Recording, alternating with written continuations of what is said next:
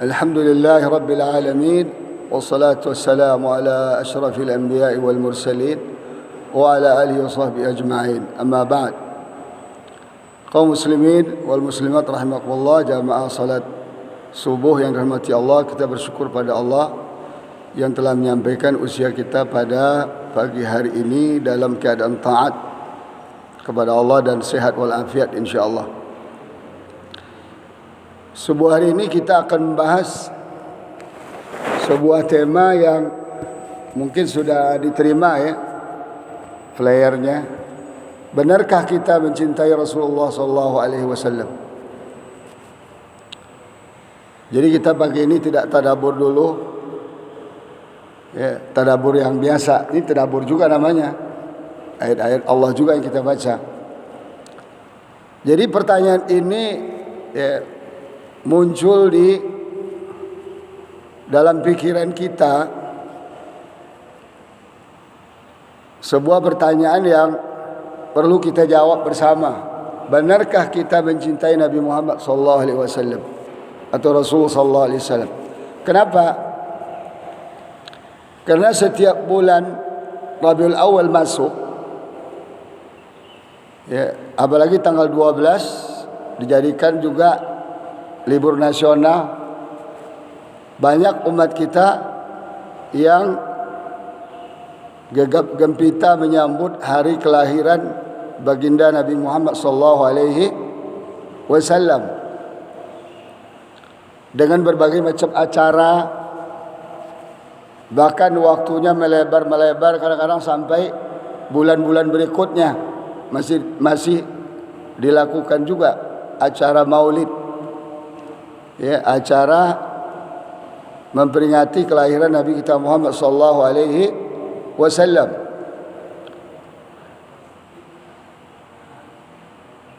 Tapi habis itu sepi sudah, ya kan, masjid sepi, ta'lim sepi.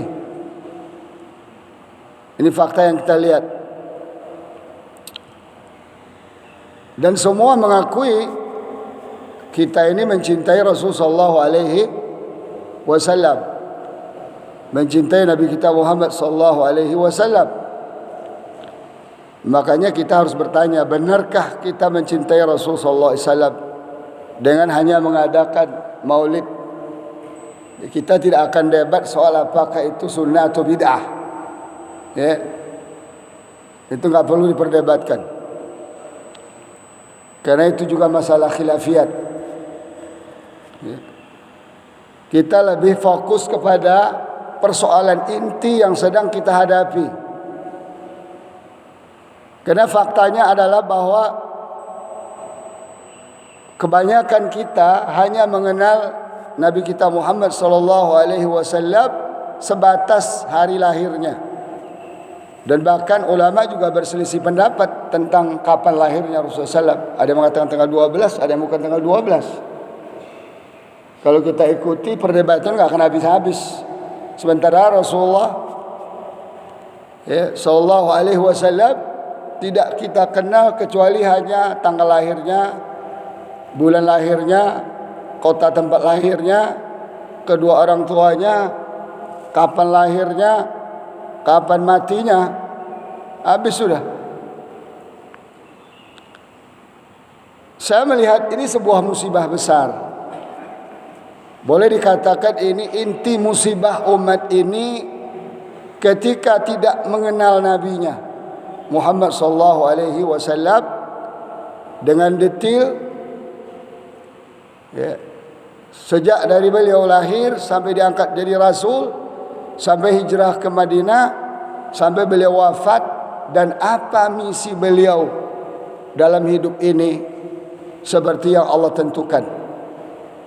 Jadi dua hal ini yang penting, ya, kenali pribadi Rasulullah SAW sebagaimana kita mengenali diri kita sendiri.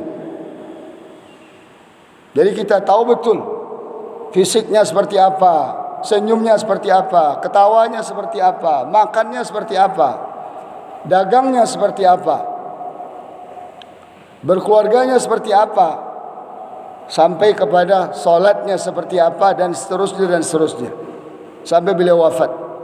dalam usia 63 tahun. Dan berdakwah dan berjihad di jalan Allah selama 23 tahun. Lebih kurang 13 tahun di Mekah berdarah-darah, bukan berkeringat lagi. Kalau kita paling keringat doang. Itu kalau enggak di ruang AC kan. Masjid juga pakai AC, enggak keringat kita naik. Walaupun tinggi tangga enggak keringat kita naik. Ya.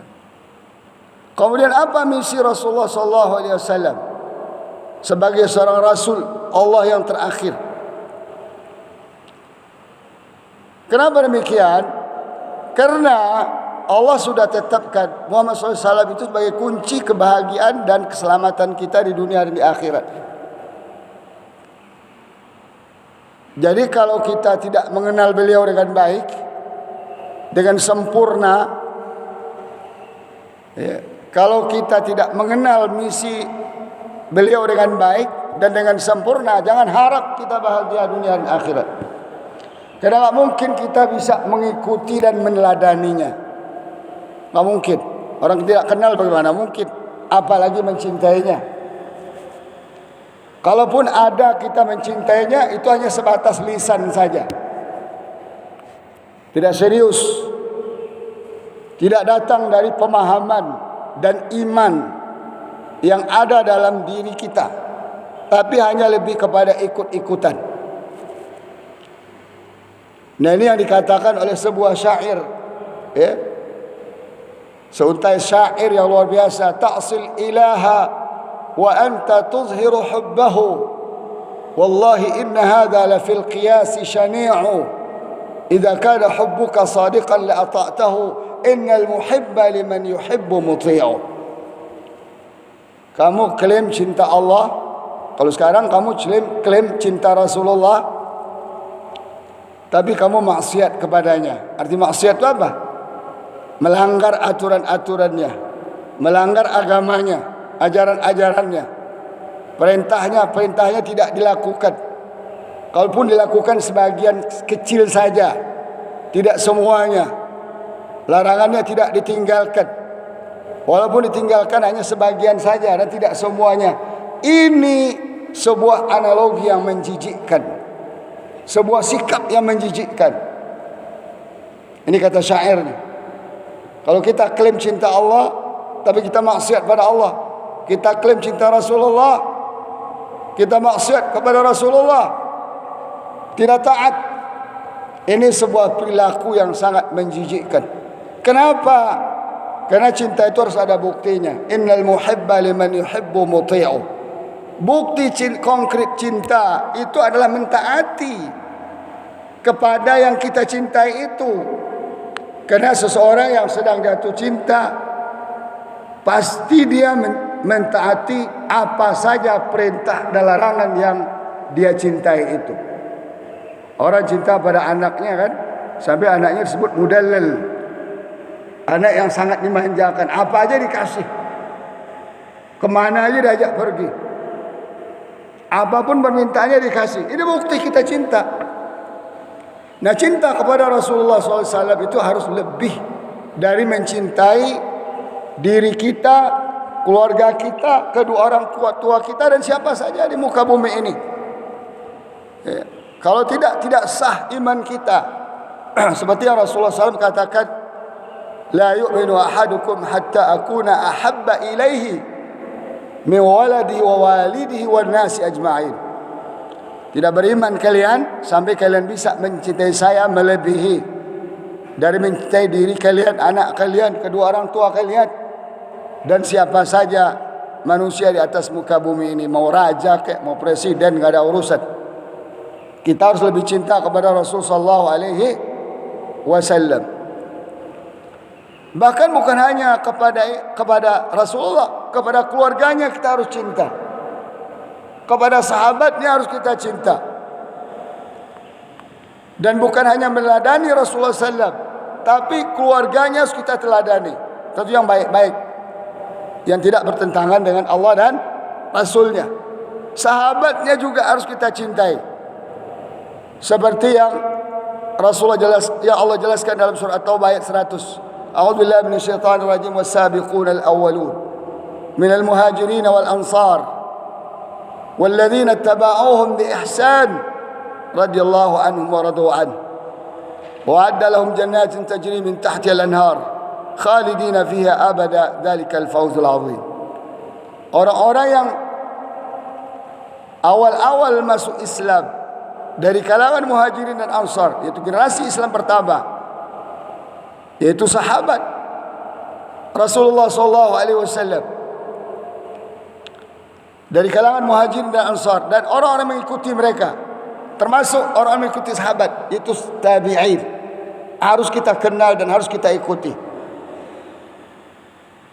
Yang mengikuti mereka dengan baik, Allah telah ridha kepada mereka. Coba lihat, jaminan Allah ridha kepada Rasulullah, kepada sahabat Rasulullah, dan kepada tabi'in.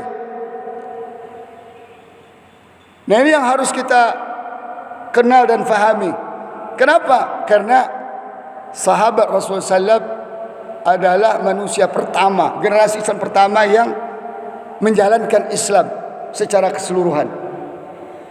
Sampai-sampai dikatakan mereka ini adalah terjemahanul Quran, penterjemah Quran yang hakiki, itu adalah mereka ini. Artinya apa? Karakter mereka Islam, Al-Quran. Sifat mereka Al-Quran. Cara hidup mereka Al-Quran. Gaya hidup mereka Al-Quran. Obsesi hidup mereka Al-Quran. Cita-cita hidup mereka Al-Quran. Tidak ada yang di luar Al-Quran. Maka Allah ridha pada mereka. Wa radu'an. Mereka pun ridha kepada Allah Ta'ala terhadap apa yang Allah syariatkan. Allah sudah berjanji kepada mereka untuk memasukkan mereka ke dalam syurga yang mengalir di bawahnya berbagai macam sungai. Mereka kekal di dalamnya, dan itulah kemenangan yang luar biasa.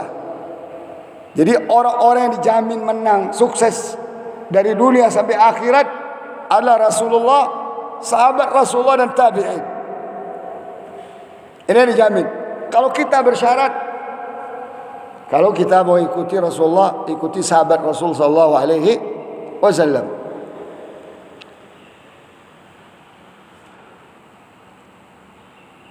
Nah, oleh karena itu kaum muslimin rahimakumullah, kalau kita tidak mengenal dengan baik dan sempurna siapakah Muhammad sallallahu alaihi wasallam itu dan apa misinya dalam hidup ini dan kehidupan ini, kita sudah pasti tidak akan bisa mencintai beliau dengan baik, dengan benar, dengan standar yang berlaku di sisi Allah Subhanahu wa taala. Kalau ada pun klaim-klaim saja, dan itu adalah tipu muslihat setan. Tipu muslihat setan, seakan-akan kita taat pada Allah, seakan-akan kita cinta pada Allah dan Rasulnya, tapi ternyatanya tidak. Kenapa demikian? Karena taat pada Allah dan Rasulnya, cinta kepada Allah dan Rasulnya tidak ada standar dari Allah Subhanahu Wa Taala. Sudah ada dawabitnya, aturan-aturannya. Tidak bisa kita yang ngarang-ngarang, tidak bisa kita yang merumuskan. Kenapa demikian?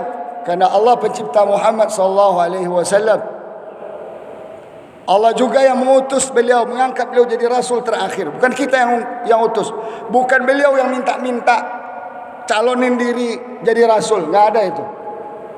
Para rasul itu dipilih. Inna Allah astafa Adam wa Nuhan. Inna Allah astafa Adam wa Nuhan wa ala Ibrahim wa ala Ismail wa ala Imran ala alamin. Para rasul itu istifa'un wa ikhtiyar, dipilih, enggak pernah mencalonkan diri. Enggak seperti orang sekarang, jadi RT yang calonin diri. Ya, karena mencalonkan diri itu salah satu bentuk kelemahan diri. Makanya sistem Islam dalam milih pemimpin, lihat dia punya obsesi enggak atau jadi pemimpin. Kalau punya obsesi, nah itulah kelemahan dia. Wah, panjanglah cerita kalau cerita ini. Nah, para nabi itu tidak pernah mereka minta-minta sama Allah untuk jadi nabi, jadi rasul, tapi dipilih oleh Allah, termasuk Rasul sallallahu alaihi wasallam. Innallaha astafah. Allah yang memilih dia. Oleh karena itu, standar atau cara yang terbaik untuk mencintai Rasulullah yaitu seperti apa yang Allah jelaskan dalam Al-Quran. Seperti apa yang Allah jelaskan dalam Al-Quran. Jangan kita yang ngarang-ngarang, oh saya cinta Allah, tapi tak sesuai dengan Al-Quran dan sunnah Rasulullah SAW. Itu bohong namanya. Kayak tadi kan, sikap yang sangat menjijikkan. Kita klaim cinta Rasulullah, tapi standar cinta kita, prosedur cinta kita pada Rasulullah, frekuensi cinta kita pada Rasulullah tidak sesuai yang Allah jelaskan, yang Allah tetapkan. Itu sikap menjijikkan namanya. Ya. Dan ini berlaku untuk semuanya. Kita cinta sama anak kita, ada standar-standarnya. Kita cinta kepada sahabat kita, kepada orang tua kita, ada standar-standarnya. Apalagi kepada Rasul sallallahu alaihi wasallam. Oleh karena itu, ya, kalau kita bertanya kepada Allah Subhanahu wa taala, ya Allah, siapakah Muhammad bin Abdullah itu yang engkau sebut-sebut dalam Al-Quran dan bahkan disebut-sebut dalam Taurat dan Injil? Siapakah beliau? Allah akan berikan jawaban kepada kita dengan simple dan sederhana. Allah jawab dalam surah Al-Fatah ayat 29, Muhammadur Rasulullah. Muhammad itu adalah Rasulullah. Ya. Ayat ini ada dua kata, Muhammad dan Rasulullah. Ya kan? Muhammad itu orangnya, hambanya, makhluknya, Allah Subhanahu wa taala, hamba pilihannya. Rasulullah itu apa? Pembawa misi dari Allah, messenger. Disebut dengan messenger. Tukang transformasi ilmu pengetahuan dan informasi. Bukan barang ya. Kalau barang itu namanya kayak tiki, kayak apa itu, kargo namanya. Ya kan? Ini misi, risalah. Bahasa Arab dari risalah itu adalah mission, misi kalau bahasa kitanya. Jadi Muhammad ketika dirancang oleh Allah Ta'ala untuk dilahirkan jadi nabi terakhir, rasul terakhir, lahir dari suku Quraisy, dari bangsa Arab suku Quraisy, lahir di Mekah dan wafat di Madinah, itu ada misinya. Nah, oleh karena itu dua hal ini yang harus kita fahami. Kalau benar-benar kita mencintai Rasulullah SAW, enggak cukup hanya dengan berselawat kepada beliau. Walaupun salawat itu bagian dari ajaran Allah kepada kita. Innallaha malaikatahu yusalluna 'alan nabi ya ayyuhalladzina amanu sallu 'alaihi wa sallimu taslima. Enggak cukup hanya mengingat nabi, kelahirannya, risalahnya, perjuangannya, dakwahnya, jihadnya hanya di tanggal 12 Rabiul Awal saja. Sangat tidak pantas. Tak pantas kita mengklaim kita cinta Rasulullah kalau kita ingat Rasulullah hanya di tanggal 12 atau bulan Rabiul Awal saja. Nah, oleh karena itu dari dua kata ini timbul dua pertanyaan. Muhammad, Rasulullah, Muhammad, siapakah Muhammad itu? Kita harus bertanya kepada Allah, karena Allah yang menciptakan dia dan Allah yang mengutus dia, memberikan misi kepada dia. Siapakah Muhammad itu? Yang kemudian Rasulullah, apakah misinya dari Allah Ta'ala? Sudahkah kita fahami dan kita amalkan? Jadi ini pertanyaan yang mendasar yang harus kita tanyakan pada diri kita setiap saat dan waktu. Karena ini kunci kesuksesan. kebahagiaan kita di dunia dan di akhirat. Kalau kita tanya kepada Allah, ya Allah, siapa sih Muhammad itu? Saya lihat dalam Al-Quran banyak, tapi dalam waktu ini semoga bisa tersampaikan ada 13 poin. Kalau kita tahu Muhammad itu siapa, ada 12 poin. Yang pertama, kalau kita tanya Allah Subhanahu wa ta'ala, siapa sih Muhammad itu? Allah akan jawab, Muhammad itu manusia seperti kita. Dia hidup dan mati juga, tapi dia diberi Allah wahyu, ya. Dan wahyu itu mengandung ajaran intinya tauhid, mengesahkan Allah, dan berbagai macam ajaran lain, ibadah, muamalah, akhlak dan seterusnya.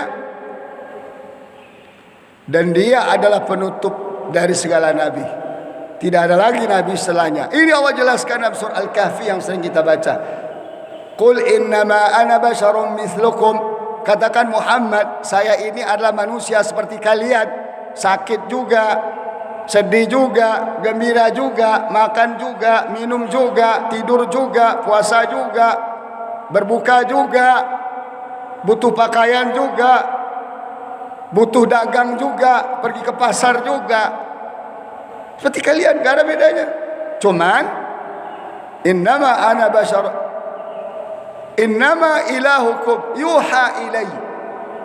Ya. Qul innama ana basyarum mislukum yuha ilai. Tapi saya diberikan wahyu, kalian tidak. Ya. Apa inti pesan wahyu itu? Adalah annama ilahukum ilahu wahid. Sesungguhnya Tuhan kalian yang berhak disembah, ditaati, dikagumi, diagung-agungkan, dibesar-besarkan, dipuja dan dipuji setiap saat dan waktu, siang dan malam, sehat dan sakit. Tempat kita meminta pertolongan dari segala sesuatu hal yang kita inginkan, kebaikan dunia dan akhirat kita, hanyalah ilahu wahid, Allah yang esa. Ya. Oleh karena itu Allah kasih ultimatum kepada kita. Faman kana yarju liqa'a rabbih falyamal amalan salihan wa la yusyrik bi ibadati rabbih ahada. Kalau kalian serius berharap bertemu dengan Allah di akhirat, artinya masuk surga, karena Allah hanya mau bertemu dengan orang-orang yang masuk surga. Hamba-hamba yang masuk neraka Allah enggak mau ketemu. Allah marah dari dunia sampai akhirat. Hendaklah kalian beramal soleh banyak-banyak, jaga tauhid kalian, akidah kalian, keimanan kalian, jangan bercampur aduk dengan kemusyrikan. Nah itu, kalau kita tanya siapa Rasulullah SAW, siapa Muhammad itu. Kedua, kalau kita tanya ya Allah, siapakah Muhammad itu? Allah akan menjawab, Muhammad SAW adalah penyelamat manusia dan alam semesta. Artinya apa?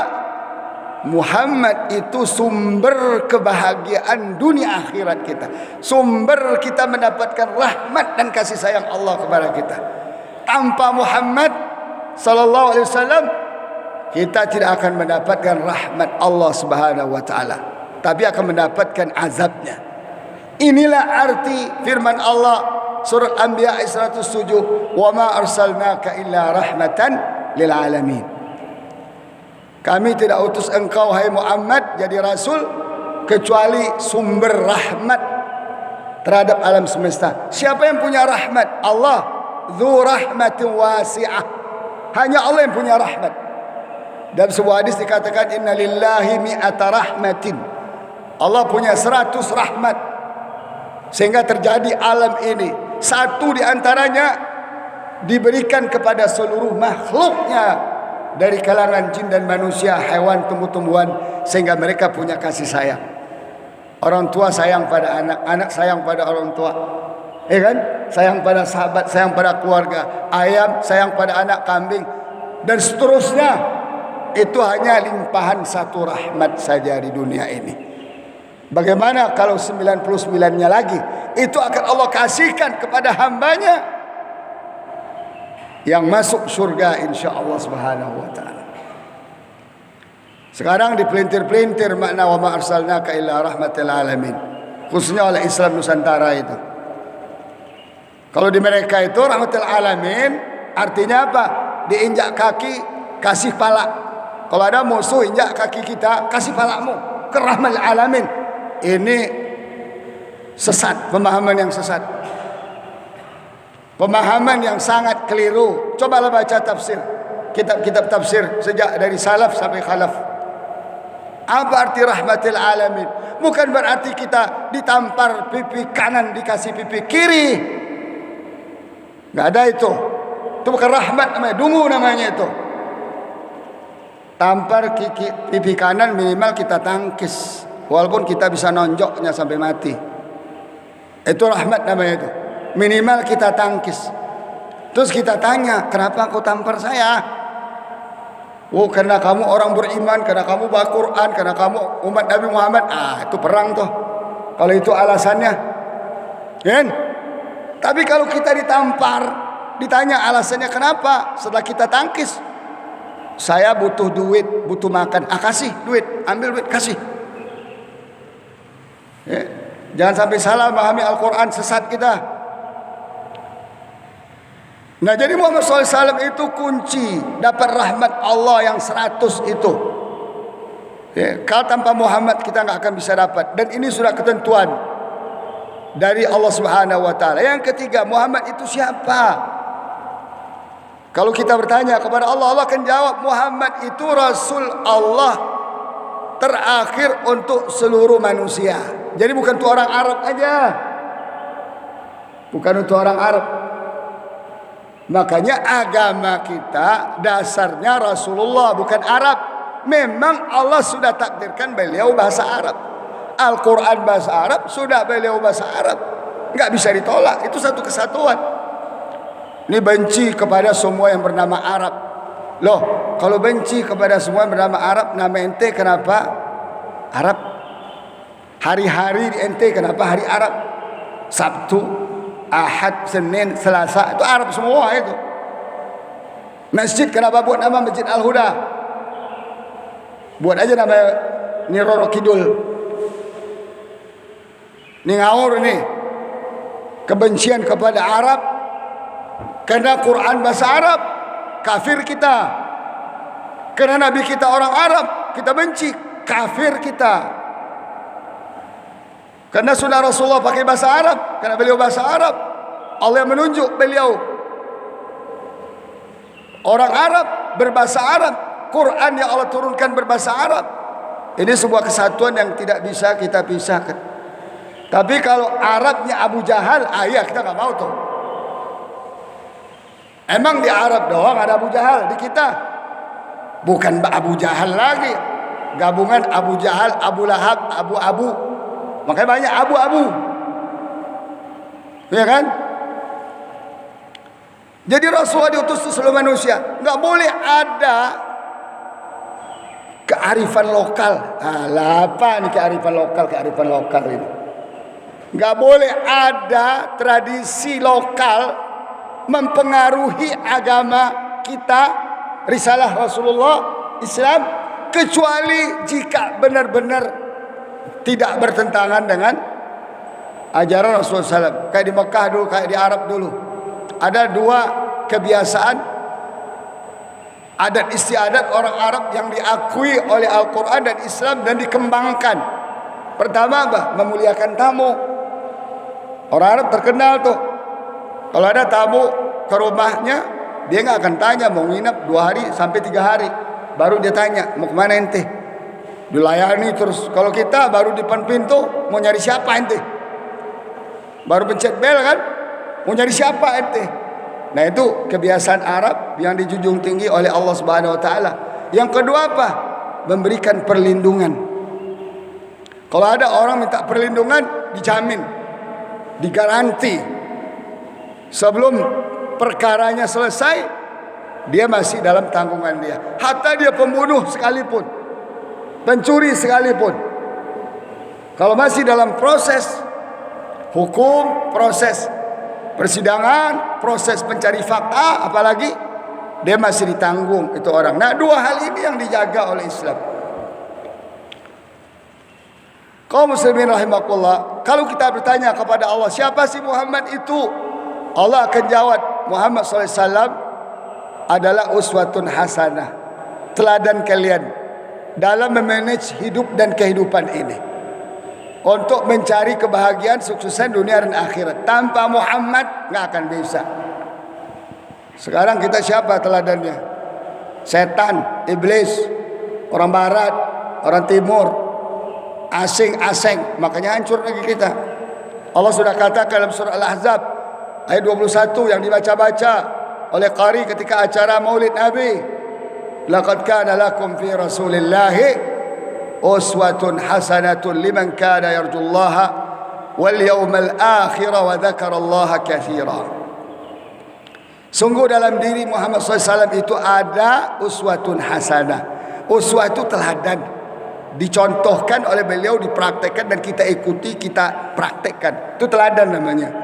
Kalau hanya analisa itu bukan teladan. Oh, Muhammad di antara 100 tokoh besar di dunia ditulis oleh orang kafir, Muhammad adalah number one. Itu baru analisa itu. Tapi bagaimana Rasulullah salat? Tiru. Bagaimana Rasulullah puasa? Tiru. Bagaimana Rasulullah melayani masyarakat? Tiru. Bagaimana Rasulullah memimpin negara? Tiru. Bagaimana Rasulullah berperang? Tiru. Berjihad, berdamai, membuat perjanjian baik internal umat Islam maupun antar umat non muslim. Itu baru namanya uswah. Itu baru namanya uswah. Itu baru ada jaminan kita bertemu dengan Allah Subhanahu wa taala. Karena liman kana yarjullaha wal yawmal akhir. Kemudian kalau kita bertanya kepada Allah, siapa sih Muhammad itu ya Allah? Allah akan katakan, Muhammad itu seorang makhluk, hamba Allah, pilihan Allah yang memiliki akhlak yang paling agung. Akhlak paling agung. Nggak ada di dunia ini manusia seperti Rasulullah SAW. Dalam keadaan sedih, dalam keadaan gembira, dalam keadaan marah, dalam keadaan senang, dalam di rumah tangga, di masyarakat, di pemerintahan, di negara, sebagai imam salat, sebagai imam negara, pemimpin negara, Rasulullah akhlaknya agung. Kenapa agung? Karena mendidiknya Allah Ta'ala, mentarbiyahnya Allah Ta'ala. Sebenarnya Rasulullah kata, adabani Rabbi fa ahsana ta'dibi. Allah yang mendidik saya menjadi begini. Makanya luar biasa didikan Allah Ta'ala itu. Allah akui dalam surah Al-Qalam, wa innaka la'ala khuluqin azim. Engkau adalah punya akhlak yang agung. Kalau ada orang benci kepada Rasulullah sejak zaman dahulu, zaman di Mekah sampai hari ini banyak yang benci kepada Rasulullah. Orang barat dibuat karikatur Rasulullah yang tidak senonoh, dengan ucapan-ucapan yang tidak senonoh. Itu bukan berarti karena Rasulullah tidak berakhlak sempurna 100% akhlak Rasulullah dalam segala hal. Apa standar akhlak Rasulullah? Mari kita dengarkan penjelasan Aisyah radhiyallahu anha ketika ditanya oleh para sahabat, gimana sih akhlak Rasulullah di rumah? Rasul enggak jawab, Aisyah enggak jawab di rumah begini-begini, enggak. Rasul jawab, Aisyah jawab apa? Kana khuluqu Nabiillah sallallahu alaihi wasallam Al-Qur'an. Jadi standar akhlak itu bukan kearifan lokal ya. Standar beragama itu bukan kearifan lokal, Al-Qur'an. Ya. Jadi lihat, kalau mau tahu Al-Quran Allah, kalau mau tahu Rasulullah, lihat Al-Quran, baca Al-Quran. Ada semua di situ. Sebelum jadi Nabi, setelah jadi Nabi, waktu marah, waktu sedih, waktu dikepung orang, waktu mau dibunuh orang, waktu dihormati orang, waktu dipuji orang, nggak lupa diri dan seterusnya. Ada. Ya. Quran sudah jelaskan. Ditambah dengan hadis-hadis Nabi SAW. Kemudian kalau kita bertanya kepada Allah, ya Allah, siapakah Muhammad itu? Allah akan jawab kepada kita, Muhammad SAW itu adalah untuk diikuti dan ditaati semua perintahnya dan ditinggalkan semua larangannya. Makanya Allah katakan dalam surah Al-Hasyr, wa ma ataakumullah wa ma ataakumur rasul fakhudhuhu wa ma nahakum anhu fantahu wattaqullaha innallaha syadidul iqab. Apapun yang diperintahkan Rasulullah, apapun yang dibawa Rasulullah, apapun yang dicontohkan Rasulullah, dibuat oleh Rasulullah, selama tidak ada larangannya, selama tidak ada kekhususannya untuk Rasulullah, wajib kita ikuti, dan apa saja larangannya wajib kita tinggalkan. Karena meninggalkan perintahnya dan melakukan larangannya berkonsekuensi azab Allah Ta'ala. Innallaha syadidul iqab.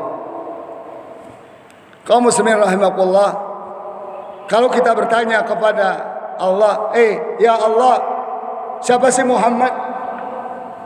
Ia dicintai oleh hampir 2 miliar manusia hari ini dan dibenci oleh hampir 5 miliar manusia hari ini. Manusia hari ini kan 5 miliar, non muslim 2 miliar, muslim 2 miliar. Itu cintanya cinta kayak tadi itu, cinta monyet, ya kan? Cinta setengah hati, ya.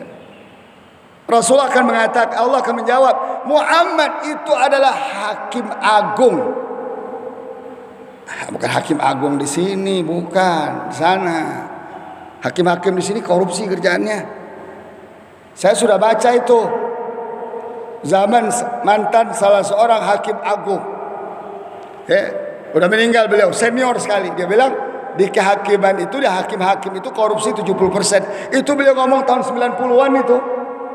Bagaimana tahun 2022? Yang ketangkap satu itu yang apes aja itu. Sarangnya itu di sana, sarang korupsi, sarang mafia hukum itu di sana. Makanya hakim agung kita hanya Rasulullah SAW. Yang akan memutuskan segala perkara perselisihan di antara kita, terkait dengan muamalah, terkait dengan akhlak, terkait dengan akidah, terkait dengan syariat, terkait dengan lain-lain dari kehidupan kita. Allah katakan, fala wa rabbika la yu'minun, demi Allah kalian tidak beriman. Tidak beriman. Enggak Allah akui iman kita, hatta yuhaqqimuka fima syajara bainahum, sampai kalian jadikan Muhammad sebagai hakim agung yang akan menentukan perkara-perkara, yang akan memutuskan perkara-perkara yang ada di antara kalian. Kalau sekarang kan melalui sunnahnya kan, melalui hadisnya, ya kan? Kemudian dalam keputusan Rasulullah SAW itu tidak ada rasa berat dalam dada kalian. Wah, Muhammad curang nih, Muhammad nepotisme, nggak ada. Wa yusallimu taslima, kalian menyerahkan total kepada beliau. Coba lihat surat An-Nisa ayat 65. Luar biasa, kaum muslimin rahimakumullah. Muhammad itu kunci kebenaran.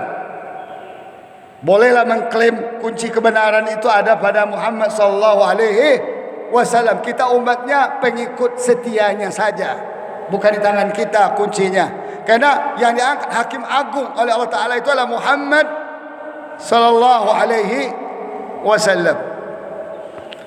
Kemudian kalau kita bertanya kepada Allah, ya Allah, siapa sih Muhammad itu?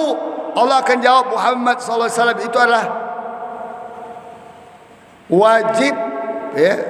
Semua keputusannya wajib dijalankannya, termasuk urusan remeh-temeh. Kalau tidak, Allah akan menganggap kita sebagai orang yang durhaka kepada Allah dan kepada Rasulnya, dan konsekuensinya adalah kesesatan. Tentu juga neraka konsekuensinya. Allah katakan dalam sebuah kasus, ada kasus sederhana menurut kita, yaitu Zaid, anak angkatnya, ya, dinikahkan kepada seorang wanita yang Rasulullah SAW pilih. Zaid ini kan anak angkat. Di dalam masyarakat Arab, anak angkat itu second class. Maka Allah batalkan hukum anak angkat. Allah diangkat derajatnya. Anak angkat ya anak angkat, manusia biasa, sama dengan kita, dan tidak boleh waris mewarisi. Nah, dinikahkan, ya, kepada seorang wanita yang terhormat, kepada seorang wanita yang punya kedudukan, keturunan dan sebagainya. Tentu Zaid ini agak down mentalnya, susah sekali membangun komunikasi yang seimbang. Sampai Zaid datang kepada Rasulullah SAW, ya Rasulullah, saya nggak kuat, saya mundur aja lah. Artinya mundur apa? Saya ceraiin aja dah. Marah Rasulullah SAW. Rasulullah SAW marah. Apakah karena hanya perbedaan status sosial? Ya. Lalu kamu tidak mentaati perintahku sebagai Rasul Allah Subhanahu wa taala. Lalu turun ayat menguatkan pendapat Rasul sallallahu alaihi wasallam. Apa kata Allah dalam surah Al-Ahzab ayat 36? "Wa ma kana lil mu'minin wala mu'minatin idza qada Allahu wa rasuluhu amran ay yakuna lahumul khiyaratu min amrihim wa may ya'si Allaha wa rasulahu faqad dhalla dhalalan mubina." Siap dan tidak pantas bagi seorang mukmin laki-laki dan mukmin perempuan apabila Allah dan Rasulnya putuskan satu perkara lalu mereka memilih perkara lain yang tidak sesuai dengan yang sesuai dengan diri mereka, dan itu namanya kemaksiatan kata Allah. Siapapun yang maksiat melanggar aturan Allah dan Rasulnya, dia adalah tersesat kepada kesesatan yang nyata. Jadi enggak sesederhana itu pribadi Muhammad sallallahu alaihi wasallam yang kita pahami. Kemudian kalau kita tanya kepada Allah Ta'ala siapa Muhammad itu, Allah akan menjawab, mentaati Muhammad SAW syarat mendapatkan kesuksesan akhirat, sedangkan mendurhakainya menjadi sebab kita mendapatkan api neraka dan sengsara di akhirat. Dalam semua hal Allah jelaskan dalam surat An-Nisa ayat 13 dan 14, 13 sampai 15.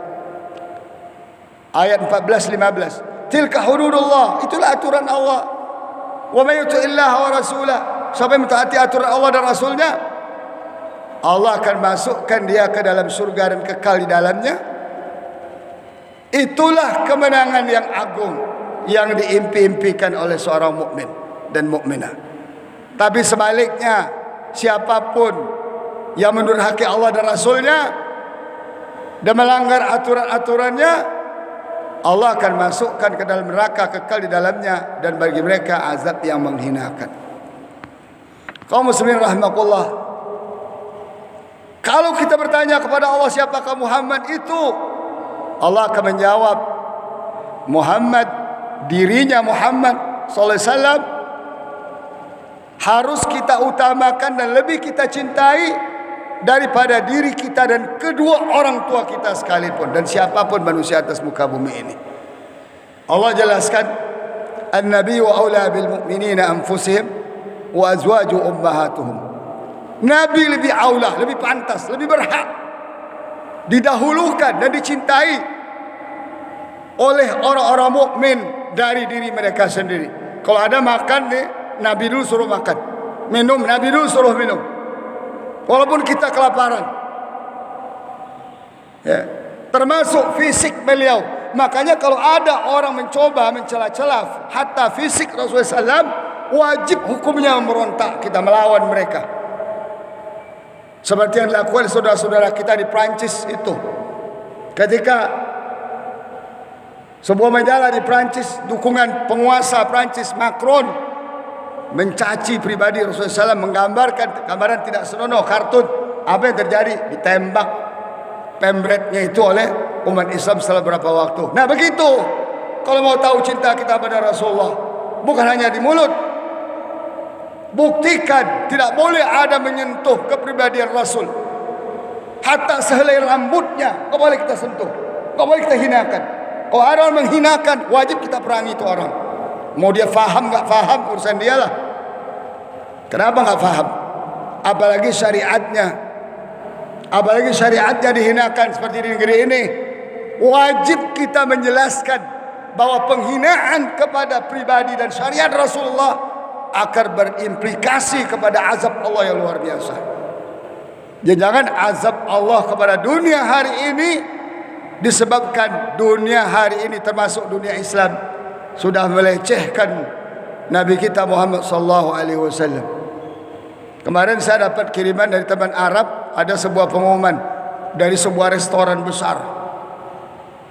Besok hari Maulid 12 Rabiul Awal, paket ini diskon sekian, satu keluarga diskon. Ya Allah, Rasulullah didagangin sih. Rasul didagangin. Itu kan menghina Rasulullah SAW. Kecuali besok tanggal 12 Rabiul Awal, semua yang makan anak fakir miskin di sini gratis, menghormati Rasulullah. Lumayan kan? Ini enggak dagang. Nauzubillah, di akhir zaman ini aneh-aneh yang terjadi.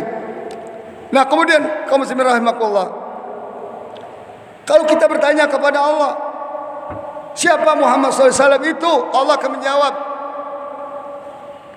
bukti kalian mencintai Allah adalah jika kalian mengikuti ajaran Nabi Muhammad SAW. Coba lihat, bukti kita mencintai Allah, ikuti ajaran Nabi SAW. Kalau enggak omong kosong, kita mencintai Allah begini-begini tapi enggak diikuti ajaran Rasulullah. Seperti Allah jelaskan dalam surah Al-Imran ayat 31, qul, katakan Muhammad, in kuntum tuhibbunallaha fattabi'uni yuhibbukumullah wa yaghfir lakum dzunubakum wallahu ghafurur rahim. Katakan Muhammad, kalau benar kalian benar-benar mencintai Allah, ikuti aku. Allah buat syarat, ya kan? Untuk mencintai Allah, ikuti Rasulullah SAW. Kalau kalian sudah ikuti aku, kalian pasti dicintai Allah, dan Allah akan ampuni dosa kalian. Allah Maha Pengampun lagi Maha Penyayang. Jadi bukan persoalan pribadi yang hanya diingat-ingat tanggal lahirnya, ya, hari apa, tanggal berapa, bulan apa, tahun apa. Enggak. Ya, Muhammad itu menjadi syarat. Makanya dikatakan syahadat kita ada dua kan? Asyhadu an la ilaha illallah, ini syahadatut tauhid. Yang kedua apa? Wa asyhadu anna Muhammadan Rasulullah. Ini namanya syahadatul ittiba'. Kesaksian kita harus mengikuti Rasul sallallahu alaihi wasallam sebagai rasul. Kemudian terakhir, kalau kita tanya kepada Allah, siapakah Muhammad itu? Ya Allah, Allah akan katakan Muhammad itu manusia pilihanku, manusia kekasihku, manusia yang aku hormati. Oleh karena itu kalian hormati dia, kasihi dia dan cintai dia. Minimal kalian harus berselawat banyak-banyak kepadanya, sebagaimana yang Allah jelaskan dalam surah Al-Ahzab ayat 56, innallaha wa malaikatahu yusalluna 'alan nabi ya ayyuhalladzina amanu sallu 'alaihi wa sallimu taslima. Sesungguhnya Allah dan malaikat bersalawat kepada Nabi. Oleh karena itu bersalawatlah kalian wahai orang beriman dengan salawat yang sempurna.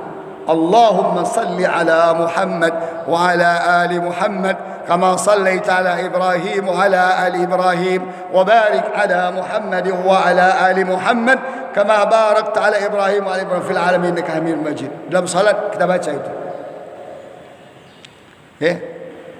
Sampai-sampai Rasulullah SAW bersabda, raghima anfu rajulin, terhinalah seseorang, terkutuklah seseorang, rugilah seseorang, jatuhlah derajat seseorang apabila idza dzukirtu fi, kalau aku disebut namanya, walam yusalli alayya, dan dia mau berselawat.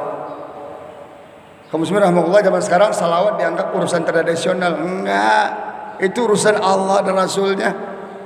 Memang orang tradisional lebih banyak salawatnya daripada kita yang sok modern ini, sok orang kota ini.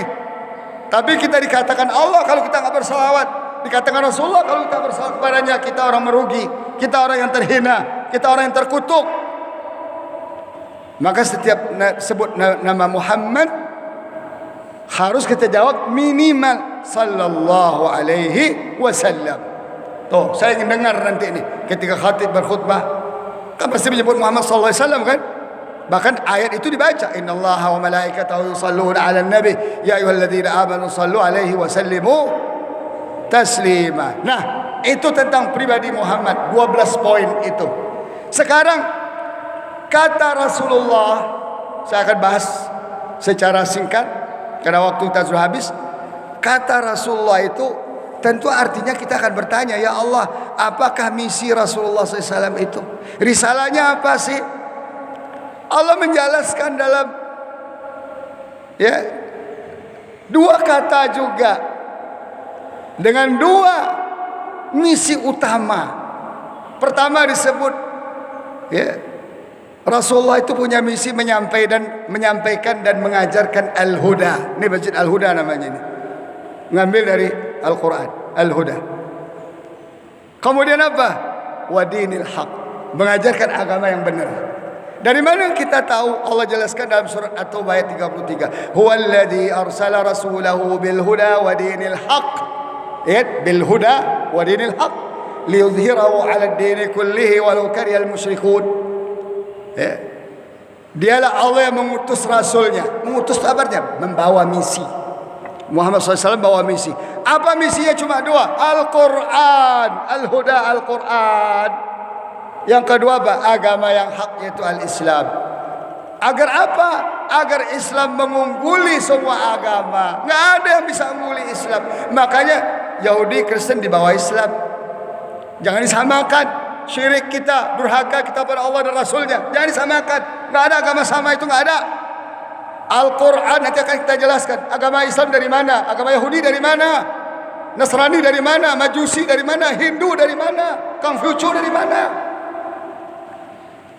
Kalau kita nggak tahu, baca Quran, tanya Allah Ta'ala, nanti Allah akan jawab. Apa itu Al-Huda ya Allah? Allah akan jawab, dia adalah Al-Quran, berfungsi sebagai the way of life kamu.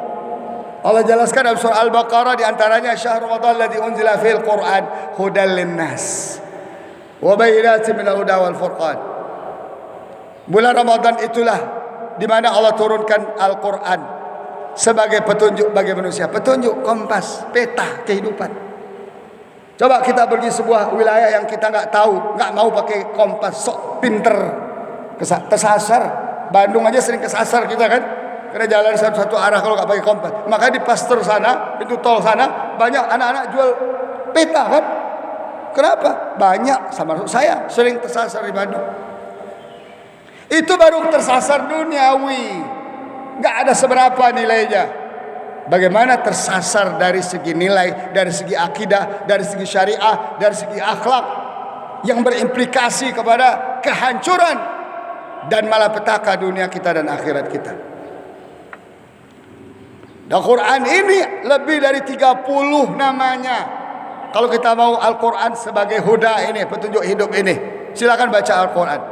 Atau silakan tonton video saya di Pesantren 19 atau di Instagram 19. Ada 30 episode tentang mengenal dan mendalami, menyelami keagungan Al-Quran melalui nama-nama Al-Quran. Ada hudan, ada nur, ada mau'izah, ada rahmah, ada syifa, bahkan ada ruh. Nama Al-Quran nyawa. Tanpa Al-Quran kita adalah bangkai-bangkai yang berjalan. Jadi sok banggalah punya kuasa, punya harta, punya kedudukan. Tanpa Al-Quran anda bangkai yang berjalan, yang tinggal menunggu nasib tragisnya dari sisi Allah SWT kalau tidak bertaubat. Oleh karena itu Al-Quran, dzalikal kitabu la raiba fihi hudan lil muttaqin. Tadi hudan linnas. Kok paradoks? Enggak paradoks. Artinya apa? Seluruh Al-Quran itu seluruh petunjuk untuk seluruh manusia. Cuman manusia yang bisa menjadikan petunjuk manusia yang bertakwa. Nah syaratnya ada itu 5 sifat dasar takwa ada itu. Alladzina yu'minuna bil ghaib wa yuqimuna shalah wa mimma razaqnahum yunfiqun walladzina yu'minuna bima unzila ilaika wa ma unzila min qablik wa bil akhirati hum yuqinun, dan seterusnya. Dan Al-Quran itulah satu-satunya kitab yang bisa menunjuki kita kepada jalan yang sangat lurus dan lebih lurus dari segalanya. Yang lain nothing dan nonsense. Allah katakan dalam surah Al-Isra ayat 9, inna hadzal qur'ana yahdi lillati hi aqwam wa yubashshirul mu'minina alladhina ya'maluna as-salihati anna lahum ajran kabira. Sungguh Al-Quran inilah satu-satunya kitab yang bisa menggiring kalian kepada jalan-jalan yang lebih lurus dan memberikan kabar gembira kepada orang-orang mukmin yang beramal soleh bahwa mereka akan mendapatkan pahala yang besar di akhirat, yaitu surga Allah. Tanpa Quran kita akan bisa dapat surga Allah. Kemudian pertanyaan kedua, apa itu dinul haq?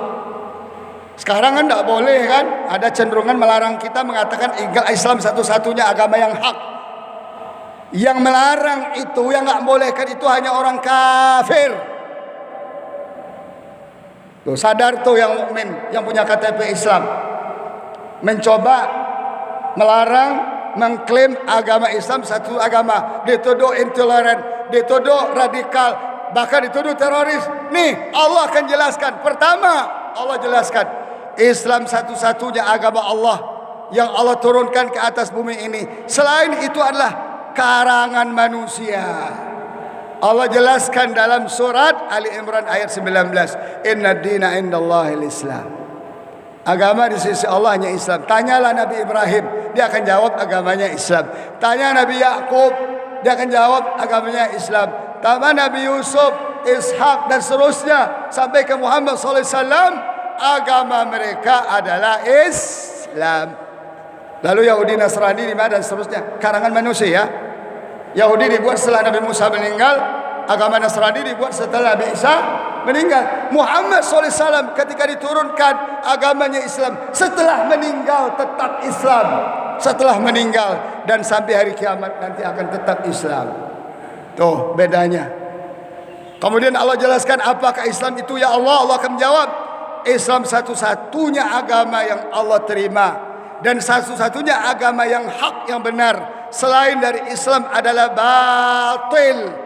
Selain dari Islam adalah batil dan tertolak di sisi Allah, bukan di sisi saya, bukan di sisi kita, di sisi Allah. Allah jelaskan dalam surah Ali Imran ayat 85, "Wa may yabtaghil Islam dinan falan yuqbala minhu wa huwa fil akhirati minal khasirin." Siapapun yang mencari agama selain Islam, lihat agama, the way of life. Din dalam bahasa Al-Quran, jalan hidup, manhaj hidup, bukan religion versi orang Inggris, bukan orang Barat. Religion beda dengan din. Din itu semua sistem yang mengatur seluruh aspek kehidupan. Siapapun yang mencari Islam sebagai agama selain Islam sebagai agama, Allah tidak akan terima. Fala yuqbala minhu, tidak akan diterima. Mau apa lagi kita, mau ngotot kayak apapun kita nggak akan bisa. Ini keputusan Allah, ini ketentuan Allah. Bahkan Allah katakan apa? Wa huwa fil akhirati minal khasirin. Dia di akhirat menjadi orang merugi. Artinya masuk neraka. Kalau mau masuk neraka, tinggalkan Islam, selesai, dijamin masuk neraka. Ya, kalau mau surga Allah Taala, takut neraka, konsisten dengan Islam. Maka Allah suruh kita, alladzina amanu dkhulu fis silmi kafatan wa la tattabi'u khutuwatis syaitan. Hei orang beriman, masuk ke dalam Islam secara totalitas dan jangan ikuti langkah setan. Kalau kita bertanya kepada Allah, ya Allah, Islam itu apa? Allah akan jawab, Islam itu satu-satunya agama yang maha sempurna, karena datang dari zat yang maha sempurna dalam mengatur semua sisi kehidupan manusia, dan satu-satunya agama yang diridai oleh Allah Subhanahu wa ta'ala. Allah jelaskan dalam surah Al-Maidah ayat 3, "Al-yawma ya'isal ladzina kafaru min dinikum fala takhshawhum wakhshawni wa liutimma ni'mati 'alaikum wakhshawni al-yawma akmaltu lakum dinakum wa atmamtu 'alaikum ni'mati wa raditu lakum al-islam dinan." Al-Maidah ayat 3. Setelah beberapa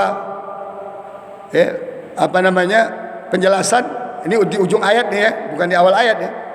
Di ujung ayat 3 Allah katakan apa? Pada hari ini Hajatul Wada, ketika Rasulullah SAW haji terakhir bersama sahabat, ya, tahun ke-10 Hijriah. Setelah itu, setelah 6 bulan Rasulullah wafat. Setelah 6 bulan setelah ini Rasulullah wafat. Apa kata Allah? Pada hari ini orang kafir telah berputus asa terhadap agamamu. Apa artinya apa? Allah sudah jamin agama akan terpelihara. Silakan orang kafir stop, silakan orang kafir lawan, silakan orang kafir perangi Islam. Silakan.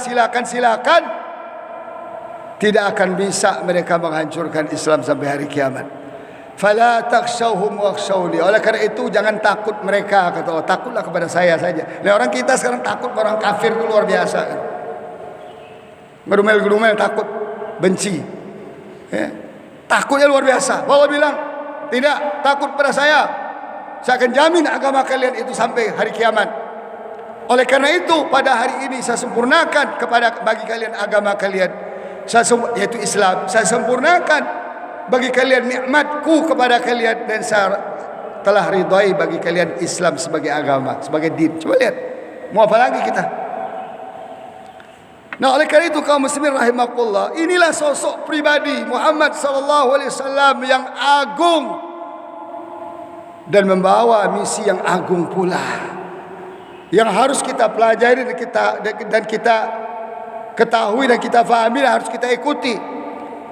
Sebab itu kita sangat mentaatinya, kita ikuti agama dan sunnahnya, kita teladani dia dalam semua aspek kehidupan kita, dan kita mencintainya melebihi dari cinta kita kepada diri dan kepada kedua orang tua kita.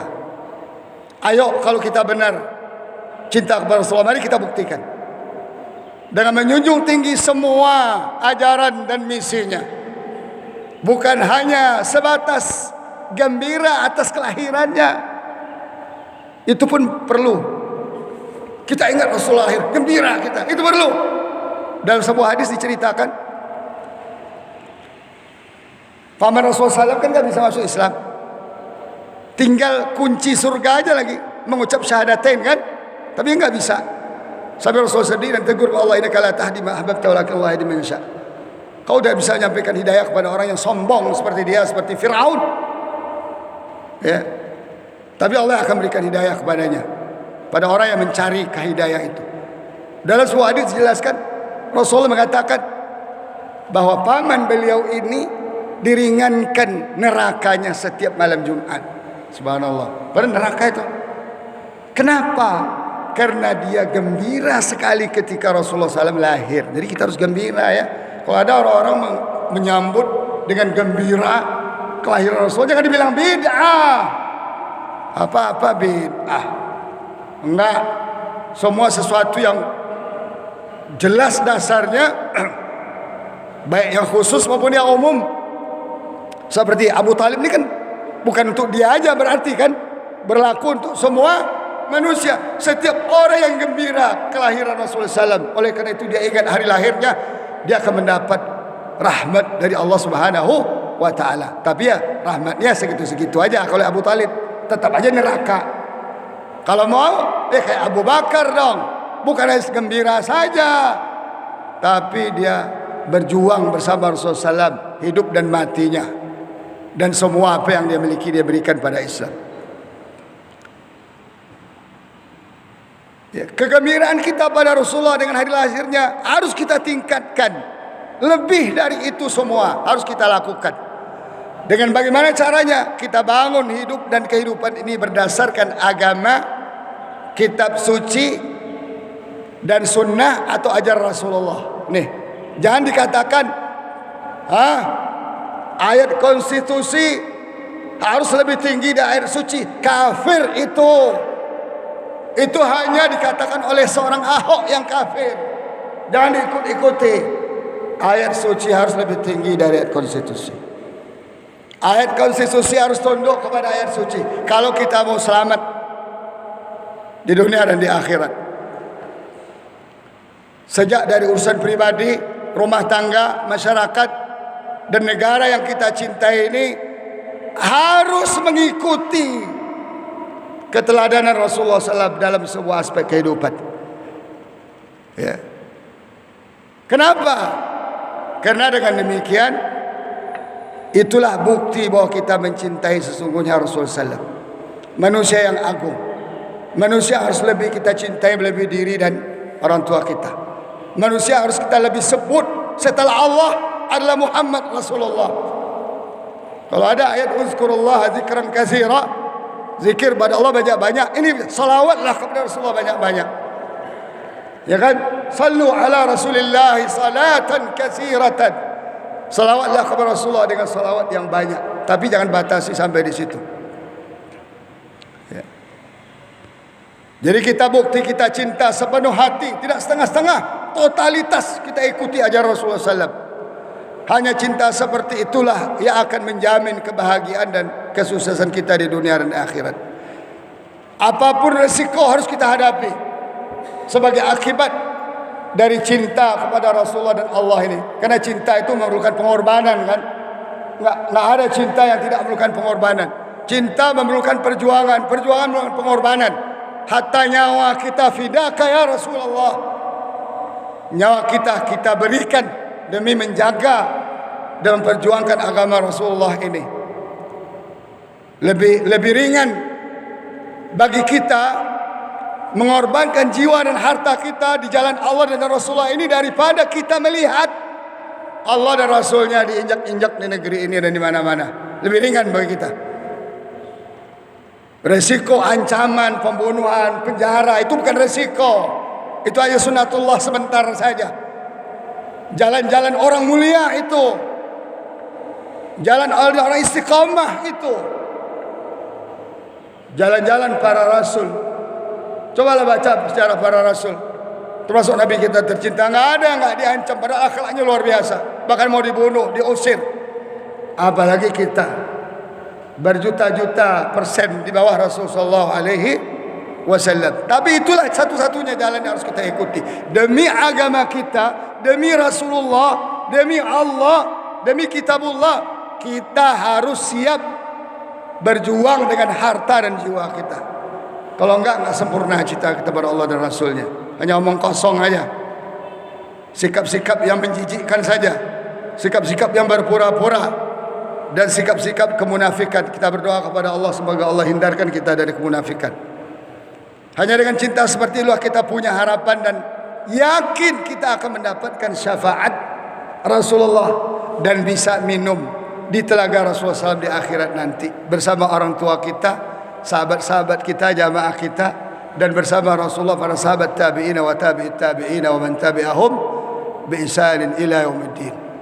Demikian jemaah sekalian rahimakumullah, sudah jelas siapa itu Muhammad? Jawabannya Muhammadur Rasulullah. Kenali Muhammad menurut Allah, kenali Rasulullah, misi Rasulullah, misi Muhammad berdasar Al-Quran ini cuma ada dua misinya, yaitu bil huda wa dinil haq, membawa Al-Quran untuk diajarkan dan diamalkan kepada manusia dan membawa agama Islam sebagai sistem hidup. Di luar itu tidak ada jaminan kita dan bahkan jaminan kita ke neraka iya.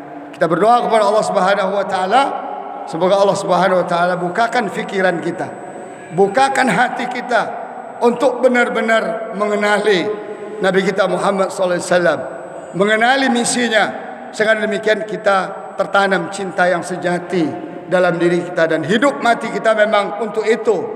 Allah enggak ciptakan hidup mati kita untuk main-main.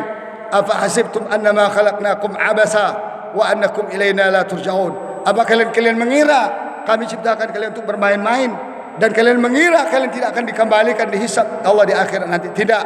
Wa ma khalaqtul jinna wal insa illa liya'budun. Kami tidak ciptakan jin manusia kata Allah kecuali untuk beribadah. Implementasi ibadah itu adalah Muhammadun Rasulullah. Demikian jemaah sekalian, mohon maaf kalau agak panjang sedikit. Ini kajian spesial bertepatan dengan kelahiran Nabi kita Muhammad sallallahu alaihi wasallam. Semoga kita syafaat beliau di akhirat nanti. Kita tutup membaca doa kafaratul majlis.